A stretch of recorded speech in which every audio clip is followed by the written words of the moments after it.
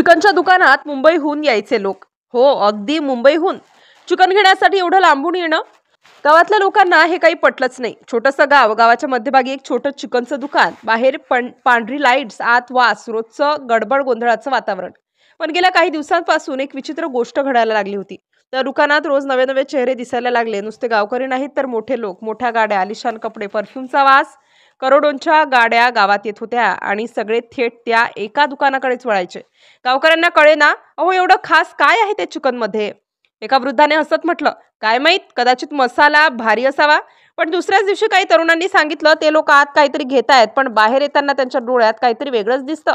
हळूहळू चर्चा गावभर पसरली. मुंबई पुण्याहून लोक चिकनसाठी येतात म्हणे. अरे देवा, एवढं भारी चिकन असेल का? किंवा काहीतरी दुसरंच? रात्र झाली की त्या दुकानात दिवे चालू राहायचे. कधी मोठ्या गाड्या, कधी आवाज, आणि सकाळी पुन्हा सगळं नॉर्मल.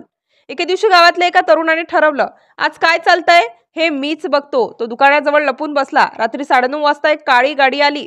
आतून तिघे उतरले, बॅग घेतली आणि ते दुकानात गेले. आत काही मिनिटं शांतता, मग एक जड पॅकेट घेऊन बाहेर आले आणि गेले. तो तरुण दुसऱ्या दिवशी पोलिसांकडे गेला, गोपनीय माहिती दिली आणि मग पोलिसांनी प्लॅन आखला. संपूर्ण पथक तयार झालं. गावात अचानक हालचाली वाढल्या. सोमवारी सकाळी भर चौकात हलकं हालचालीचं वातावरण. गावकऱ्यांना काहीतरी वेगळं जाणवलं. अचानक सायरन वाजला. पोलिसांची जीप थेट त्या दुकानासमोर थांबली. दुकान मालक रमेश तेव्हाच कोंबडी कापत होता. हात वर, आवाज घुमला, सगळे थबकले. दुकानात शोध मोहीम सुरू झाली. पहिलं कपाट उघडलं गेलं, काही नाही. दुसरी सुद्धा कपाट रिकामी. तिसऱ्या कपाटाच्या मागे मात्र एक लहानशी पेटी दिसली. पोलिसांनी ती उघडली आणि सगळे थक्क झाले. पांढऱ्या पिशव्यांमध्ये भरलेला गंधकासारखा वास असलेला पदार्थ, गांजा. 1-2 नाही तर तब्बल 1 किलो 383 ग्रॅम गांजा, किंमत 20,745 रुपये. सगळं स्पष्ट झालं. चिकनचा धंदा नव्हता, तो तर मुखवटा होता. खरी कमाई होती गांजाच्या पिशव्यांतून. मुंबईहून पुण्याहून येणारे लोक चिकन नाही, माल घेण्यासाठी येत होते. गाव हादरलं. लोकांनी डोकं धरलं. आपल्या समोरच हे सगळं चाललं आणि आपल्याला कल्पनाही नाही. रात्रभर चौकशीतून कबुली. रमेशने सांगितलं, थोडं चिकन, थोडा माल, दोन्ही चालतंय साहेब.